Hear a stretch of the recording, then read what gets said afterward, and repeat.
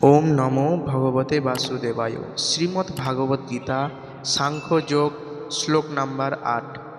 ন মানে না, হি মানে অবশ্যই, প্রপস্বামী মানে দেখছি, মম মানে আমার, অপনুদ্যাত মানে দূর করতে পারে, যৎ মানে যা, শোকম মানে শোক, উচ্ছ্বসনম মানে শুকিয়ে দিচ্ছে, ইন্দ্রিয়ানাম মানে ইন্দ্রিয়গুলিকে, অবাপ্য মানে প্রাপ্ত হয়ে, ভূমৌ মানে এই পৃথিবীতে, অসপ্তম মানে প্রতিদ্বন্দ্বিতাহীন, ঋদ্ধম মানে সমৃদ্ধিশালী, রাজ্যম মানে রাজ্য, সুরানাম মানে দেবতাদের, অপি মানে এমনকি, চ মানে ও, আধিপত্যম মানে আধিপত্য।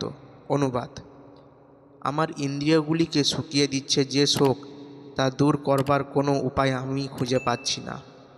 এমনকি স্বর্গে দেবতাদের মতো আধিপত্য নিয়ে সমৃদ্ধিশালী প্রতিদ্বন্দ্বিতাবিহীন রাজ্য এই পৃথিবীতে লাভ করলেও আমার এই শোকের বিনাশ হবে না। তাৎপর্য: অর্জুন যদিও তার মস্তকে সুপ্রতিষ্ঠিত করবার প্রয়াসে ধর্মগত ও নীতিগত যুক্তির অবতারণা করেছিলেন, কিন্তু তবুও যেন তিনি তার গুরু শ্রীকৃষ্ণের সাহায্য ছাড়া তার প্রকৃত সমস্যার সমাধান করতে পারছিলেন না। তিনি বুঝতে পারছিলেন যে সমস্যা তার সমস্ত সত্তাকে দগ্ধ করেছিল। তার তথাকথিত জ্ঞানের সাহায্যে তিনি সেই সমস্যার সমাধান করতে পারবেন না। তাই তিনি ভগবান শ্রীকৃষ্ণকে গুরুরূপে বরণ করে তার শরণাপন্ন হলেন। কেতাবি বিদ্য, পাণ্ডিত্য, উচ্চপদ আদি জীবনের প্রকৃত সমস্যার সমাধান কখনোই করতে পারেন না। শ্রীকৃষ্ণের মতো গুরুর কৃপার ফলেই কেবল সমস্ত সমস্যার সমাধান হয়। তাই সিদ্ধান্ত হচ্ছে যে গুরু সর্বত্রভাবে কৃষ্ণ চেতনার অমৃত আস্বাদন করেছে, তিনিই হচ্ছেন সদ্গুরু।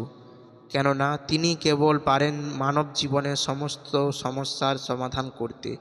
শ্রী চৈতন্য মহাপ্রভু বলেছেন, যিনি কৃষ্ণ তত্ত্ববেত্তা, তিনি ব্রাহ্মণই হন বা শূদ্রই হন, তিনি কেবল পারেন গুরু হতে। কি বা বিপ্র, কি বা ন্যাসী, শূদ্র কেনে নয়, যেই কৃষ্ণতত্ত্ববিদ্তা সেই গুরু হয়। সুতরাং তত্ত্বজ্ঞানী না হলে সদ্গুরু হওয়া কখনোই সম্ভব নয়। বৈদিক শাস্ত্রে বলা হয়েছে, ষষ্ঠ কর্মণি পুনঃ বিপ্র মন্ত্রতন্ত্র বিশারদ অবৈষ্ণব গুরুন খাদ্য বৈষ্ণব সপচ গুরুহ।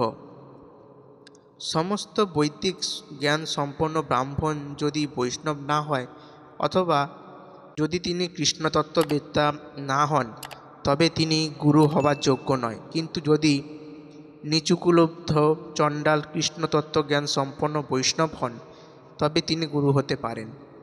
জন্ম, মৃত্যু, জরা ও ব্যাধি, এই চতুর্বিধ সমস্যা জড়া অস্তিত্বকে সর্বদাই জর্জরিত করেছে এবং ধনৈশ্বর্যের সঞ্চার অথবা অর্থনৈতিক উন্নতির মাধ্যমে কখনোই এই সমস্যা সমাধান করা সম্ভব নয়। পৃথিবীর অনেক দেশ সব রকমের জাগতিক সুখ স্বাচ্ছন্দ্যে পরিপূর্ণ। সেই সমস্ত দেশ চরম অর্থনৈতিক উন্নতি লাভ করে ধনৈশ্বর্য পরিপূর্ণ হয়ে উঠেছে, কিন্তু তা সত্ত্বেও সেখানে জড়া জীবনের যে সমস্ত সমস্যা, তা কোনো অংশেই লোপ হয়নি। নানাভাবে তারা শান্তি পাবার চেষ্টা করছে, কিন্তু তাদের সেই সমস্ত প্রচেষ্টা সম্পূর্ণভাবে ব্যর্থ হয়েছে। কারণ শান্তি লাভ করার একমাত্র উপায় হচ্ছে ভগবান শ্রীকৃষ্ণের উপদেশ গ্রহণ করা, অথবা ভগবদ্গীতা ও শ্রীমদ্ ভাগবতের উপদেশ গ্রহণ করা, অথবা শ্রীকৃষ্ণের যথার্থ প্রতিনিধি সদ্গুরুর শরণ গ্রহণ করা।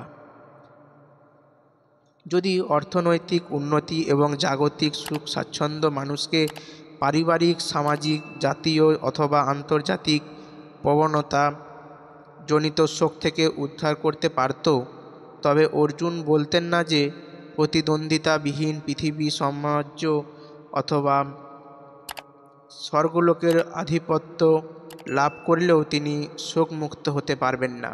তিনি কৃষ্ণ ভাবনার আশ্রয় গ্রহণ লাভ করেছিলেন এবং সুখ ও শান্তি লাভের সৃষ্টি হচ্ছে প্রস্থা।